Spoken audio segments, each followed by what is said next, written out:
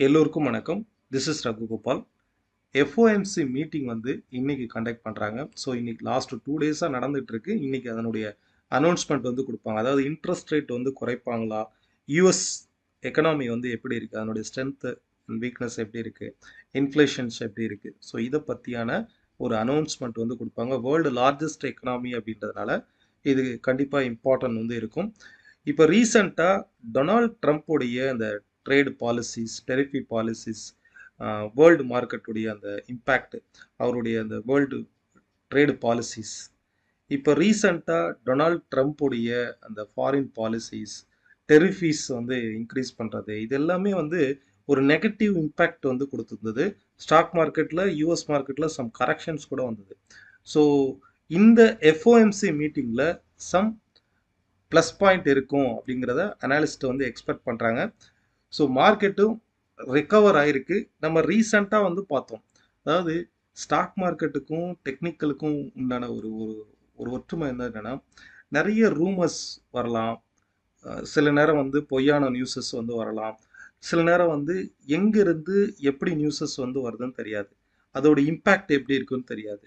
But அது டெக்னிக்கலில் முன்கூட்டியே நம்மளால் கணிக்க முடியும். 2 டேஸ்க்கு முன்னாடி நம்ம வந்து பார்த்தோம், மார்க்கெட் வந்து ரெக்கவர் ஆகிறதுக்கு பாசிபிலிட்டிஸ் இருக்குது. லைக் வந்து இந்த மாதிரி ஒரு கப் அண்ட் ஹேண்டில் மாதிரி ஃபார்மேஷனில் மார்க்கெட் ஃபார்ம் ஆயிருக்கு. ஸோ இந்த ஃபார்மேஷனில் இந்த ஹேண்டில் ரைஸ் ஆச்சு, இந்த ஹேண்டில் வந்து அப்சைடு பிரேக் அவுட் ஆச்சுன்னா ஷார்ப்பாக டுவோர்ட்ஸ் 23,100 வரைக்கும் ரைஸ் ஆகிடும். இதுதான் வந்து பார்த்தோம். இன்றைக்கி பிரேக் அவுட் ஆகிருக்கு, நேற்றுக்கே பிரேக் அவுட் ஆகிருக்கு. இன்றைக்கும் டுவோர்ட்ஸ் டார்கெட் ஆல்மோஸ்ட் வந்து 22,900 வரைக்கும் ரைஸ் ஆயிருக்கு. இன்னும் ஒரு 200 பாயிண்ட் 23,100 150 தான் இதனுடைய அப்சைடு ரெசிஸ்டன்ஸு. இப்போ இதில் வந்து நீங்கள் டேல வந்து வச்சிருக்கேன், டே டைம் ஃப்ரேமில் வச்சிருக்கிறேன். ப்ரீவியஸாக இங்கேருந்து ஃபாலோ ஆகுது இல்லையா, இப்போ இந்த சார்ட்டை தான் நம்ம வந்து கவனிக்கிறோம்.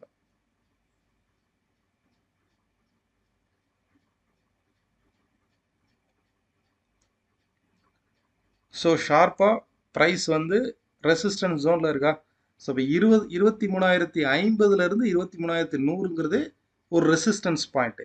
இப்போ ரைஸ் ஆகிருக்கிறது ஒரு டெம்பரவரியான ரைஸ் தான். ஓகே, ஏன்னா உங்களுக்கு நீங்கள் வீக்லியில் வச்சு பார்த்தீங்கன்னா ஆல்ரெடி நமக்கு வந்து பிரேக் அவுட் ஆகிருக்கு பாருங்க.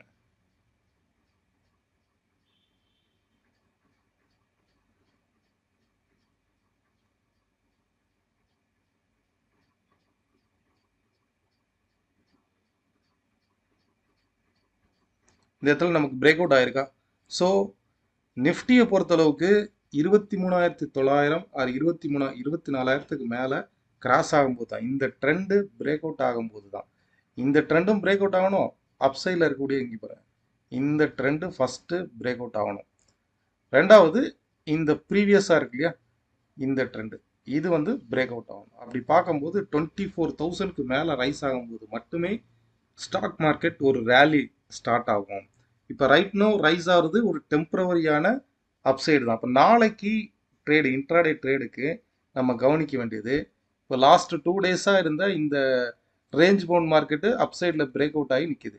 அப்போ இதுக்கு அடுத்து நம்ம வந்து எப்படி கவனிக்கணும் அப்படின்னா, இதை பாருங்க. ஸோ இங்கே ஒரு அப் ட்ரெண்டுக்கு அப்புறம் இந்த கன்சால்டேஷன். ஓகே, இப்போது நம்ம கவனிக்க வேண்டியது, இங்கேருந்து ரைஸ் ஆகுது பார்த்தீங்களா, இந்த ட்ரெண்டை தான் நம்ம கவனிக்கணும். அப்படி பார்க்கும்போது கீழே ஃபால் ஆச்சுன்னா ஃபஸ்ட்டு சப்போர்ட்டுங்கிறது 22,800. செகண்ட் சப்போர்ட் இன்கேஸ் கீழே வந்துச்சுன்னா இந்த ட்ரெண்டு வந்து நமக்கு சப்போர்ட்டாக இருக்கும்.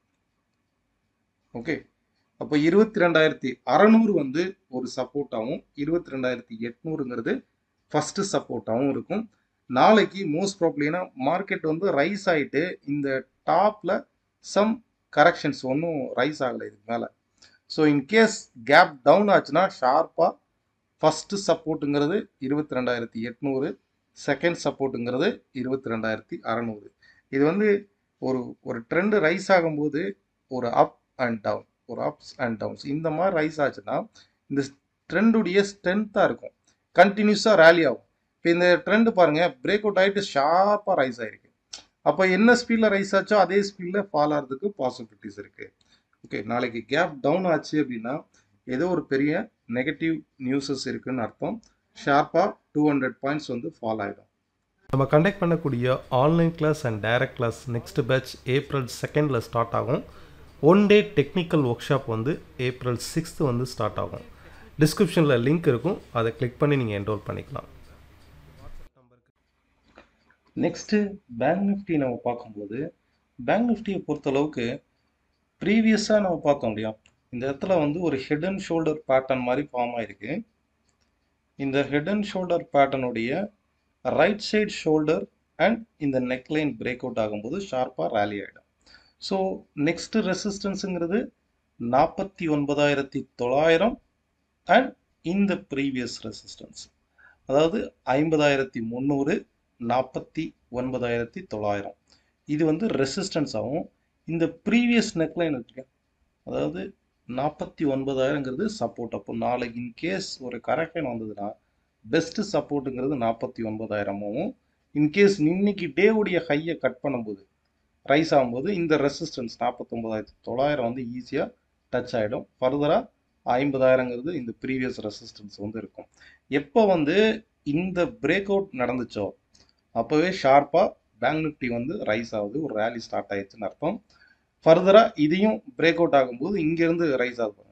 இந்த ட்ரெண்டு வந்து லைக் வந்து ஒரு பேட்டர்ன் வந்து இந்த மாதிரி ஃபார்ம் ஆகும் ஃபர்தராக. ஓகே, ஸோ ஒவ்வொரு ஸ்டேஜ்லேயுமே இது வந்து பேசிக்ஸ் ப்ரைஸ் ஆக்ஷன் தான்.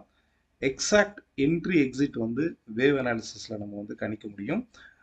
டெய்லி நம்ம லெவல்ஸ் வந்து டெலிகிராம் சேனலில் போஸ்ட் பண்ணுறேன், அந்த லெவல்ஸ் வந்து யூஸ் பண்ணுங்கள். ஸ்டூடெண்ட் குரூப்பில் எக்ஸாக்டாக மார்க்கெட்டுடைய மூமெண்ட்டை வந்து போஸ்ட் பண்ணுவேன். நேற்றுக்கு நான் போஸ்ட் பண்ணியிருந்தேன், இன்றைக்கி அந்த டார்கெட் நேற்றுக்கே இம்பேக்ட் வந்து டார்கெட் வந்து ரீச் ஆயிருந்தது. பேங்க் நிஃப்டி லாஸ்ட் ஒரு 2 டேஸ்க்கு பிஃபோராகவே இந்த பிரேக் அவுட் மட்டும் நடந்துச்சு அப்படின்னா ஷார்ப்பாக ரைஸ் ஆகும், ஒரு ரேலி ஸ்டார்ட் ஆகுங்கிறது தான் பார்த்தோம். அதே மாதிரி தான் இந்த பிரேக் அவுட் நடந்து ஷார்ப்பாக ரேலி ஸ்டார்ட் ஆயிருக்கு. ஓகே, ஸோ டெக்னிக்கல் வந்து எந்த அளவுக்கு ஒர்க் ஆகுது அப்படிங்கிறத ப்ராக்டிக்கலாக ஒவ்வொரு நாளும் வந்து பார்ப்பீங்க. இது வந்து ஒன்லி ஃபார் எஜுகேஷனல் பர்பஸ், ரெக்கமெண்டேஷனோ இல்லை டிப்ஸோ கிடையாது. ப்ராக்டிக்கலாக செக் பண்ணி பாருங்கள்.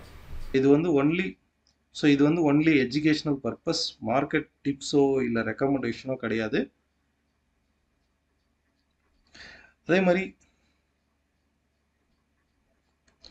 நெக்ஸ்ட்டு சென்செக்ஸ் வந்து பார்க்கலாம். சென்செக்ஸும் ஆல்மோஸ்ட் நிஃப்டி என்ன ட்ரேட் ஆகுதோ அதே மாதிரியான ஒரு பேட்டர்னில் தான் சென்செக்ஸும் ட்ரேட் ஆகும்.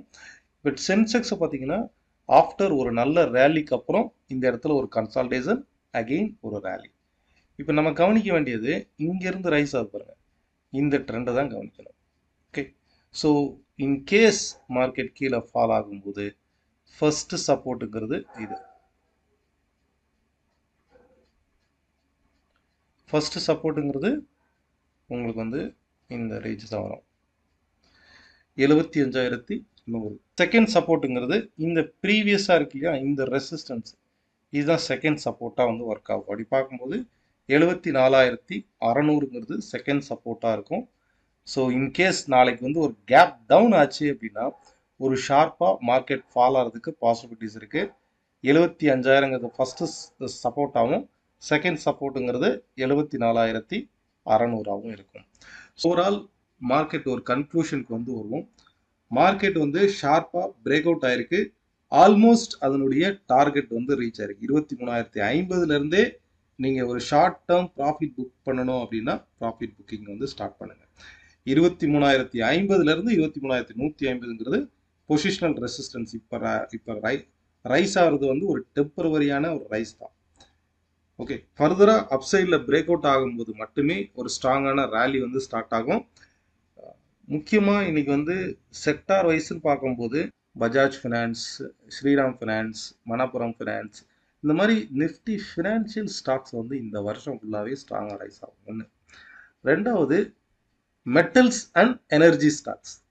நம்ம ரீசெண்டாக ஒரு 2 to 3 வீக்ஸாக வந்து பார்த்துட்ருக்கோம். மெட்டல்ஸ் அண்ட் எனர்ஜி ஸ்டாக்ஸ் வந்து பாட்டம் அவுட் ஆயிருக்கு, அதே நேரம் ரீசெண்டாக ஒரு பிரேக் அவுட்டும் ஆயிருக்கு. ஸோ இந்த ஸ்டாக்ஸில் வந்து ஃபோக்கஸ் பண்ணுங்கள். ஓகே, அதுக்கு அடுத்துனா இப்போ ஐடி வந்து நல்லா ஃபால் ஆகி இப்போ ரெக்கவர் ஆகுது, ரீகெயின் ஆகுது, ரிவர்ஸ் ஆகுது. ஸோ ஐடியில் வந்து தேர்ட் வந்து ஃபோக்கஸ் பண்ணி பாருங்கள். ஸ்டாக்ஸ்ன்னு பார்க்கும்போது Shriram finance, HDFC, Apollo hospital, Tata steel, power grid. So நாளைக்கு இந்த பங்குகளில் வந்து நீங்கள் ஃபோக்கஸ் பண்ணி பாருங்கள். ஒரு ஸ்ட்ராங்கான அப்சைடு growth வந்து இருக்கும், பொட்டன்ஷியல் வந்து growth இருக்கும். ஓவராலாக வந்து மார்க்கெட் வந்து இது வரைக்கும் சைட்வேஸ் டவுன் ட்ரெண்டில் இருந்த மார்க்கெட்டு ஒரு ஷார்ப்பாக அப்சைட் பவுன்ஸ் பேக் ஆகி கரெக்டாக அந்த ரெசிஸ்டன்ஸ் பாயிண்ட்டு 23,050 23,100ங்கிறது ரெசிஸ்டன்ஸ் பாயிண்ட்டு. ஸோ இந்த பாயிண்ட்ல வந்து நிற்குது. ஃபர்தராக வந்து அப்சைடு பிரேக் அவுட் ஆனால் மட்டுமே ஒரு ஸ்ட்ராங்கான ரேலி வந்து ஸ்டார்ட் ஆகும். ரைட் நோ மார்க்கெட் வந்து ஒரு டெம்பரவரியான ரெசிஸ்டன்ஸ் ஜோன்ல நிற்குது. நெக்ஸ்ட் க்ரூட் ஆயிலுக்கு வந்து வருவோம். க்ரூட் ஆயிலை பொறுத்தளவுக்கு இது வரைக்கும் சைடுவேஸ் மார்க்கெட்டாக ட்ரேட் ஆயிருந்தது. க்ரூட் ஆயிலு இந்த இடத்துல பிரேக் அவுட் ஆயிருக்கா? ஸோ பொதுவாகவே இந்த மாதிரி பிரேக் அவுட் ஆயிருந்தது அப்படின்னா ஃபர்ஸ்ட் பவுன்ஸ் ஆகுது. இந்த பிரேக் அவுட்டுக்கு உண்டான ரீடெஸ்ட் தான் இருக்குது. இப்போ இந்த இடத்துல பாருங்க, பிரேக் அவுட் ஆகிட்டு ஷார்ப்பாக கீழே ஃபால் ஆகி ஃபர்ஸ்ட் பாயிண்ட் டபுள் பாட்டம் எடுத்திருக்கு. சரி, டபுள் பாட்டம் எடுத்து மார்க்கெட் ரைஸ் ஆகும்போது எவ்வளோ தூரம் வரைக்கும் வரும்? இந்த ட்ரெண்டு தான் ஃபர்ஸ்ட் நம்ம ஃபோக்கஸ் பண்ணணும். அதாவது இந்த பிரேக் அவுட் ஆயிருக்கு, இந்த பிரேக் அவுட் ஆன இந்த ட்ரெண்டு ரெசிஸ்டன்ஸா இது வரைக்கும் இந்த ட்ரெண்டை பேஸ் பண்ணி தான் மார்க்கெட் ஒவ்வொரு முறையும் பவுன்ஸ் பேக் ஆயிருக்கு. அப்போ இந்த ட்ரெண்ட் வந்து நமக்கு ரெசிஸ்டன்ஸாக இருக்கும். அதாவது 58 50 5850 860ங்கிறது ரெசிஸ்டன்ஸாக இருக்கும். அப்படி பார்க்கும்போது இங்கேருந்து ஒரு 40 பாயிண்ட் இல்லை 45 பாயிண்ட் வந்து மேக்ஸிமம் ரைஸ் ஆகலாம்.